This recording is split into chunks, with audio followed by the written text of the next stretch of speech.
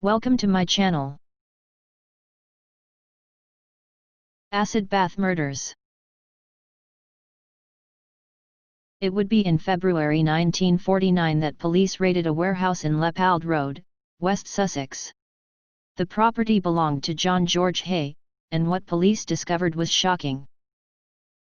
Police were shocked to discover several 40-gallon drums, which contained sulfuric acid. When they ventured outside, they would be met by another shocking discovery. They found around 28 pounds of melted human body fat, part of a human foot, gallstones, and part of some dentures. They quickly determined that the sulfuric acid had been used to hide a murder. It wasn't long into the investigation that police would discover that this hadn't been John George Hay's only murder. John George Hay had been born into a very good family in Yorkshire. He had been very well educated and seemed like a normal person, so why had he turned into a murderer? When John was 25, however, he would be arrested and jailed for fraud. He had recently got married, but while he was in jail, his wife decided to leave him. His marriage hadn't lasted long at all. He would go on to serve 2 years in jail before being released, where he decided he would move to London. While in London he got a job as a chauffeur. But his fraud still continued. It was in 1939 that he was arrested again and sent to jail.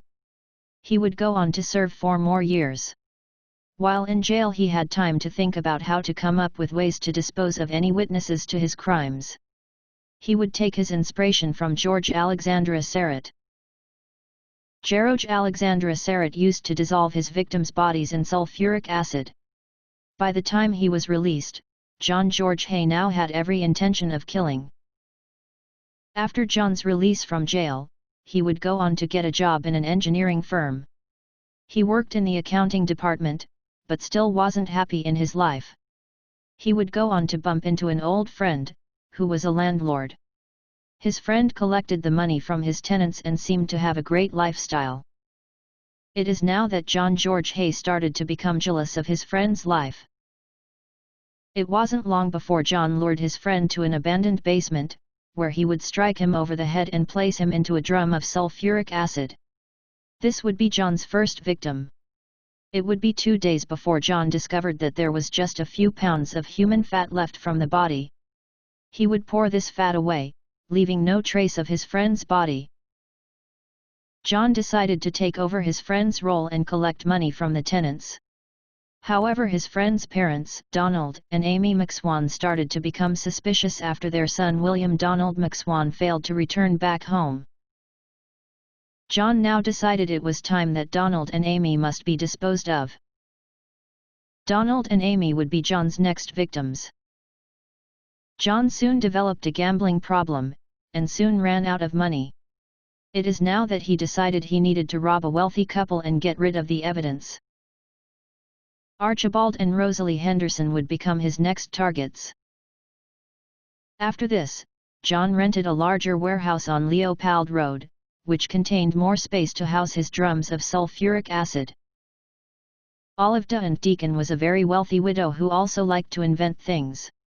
She would meet John to ask his advice about an invention she had in mind. She was taken to the warehouse where she would meet her fate. This would be John's last victim before getting caught, and it was Olive's remains police would discover at the warehouse. John was arrested and charged with murder. He would be named and known as the acid bath murderer. At his trial he would plead insanity. However, it took the jury just a few minutes to find him guilty of murder. He was sentenced to death. John George Hay was executed on August 10, 1949. It is still unclear why John George Hay had decided to lead a life of crime, or why he decided to murder. Our hearts go out to his victims. May you not be forgotten. Thank you for watching.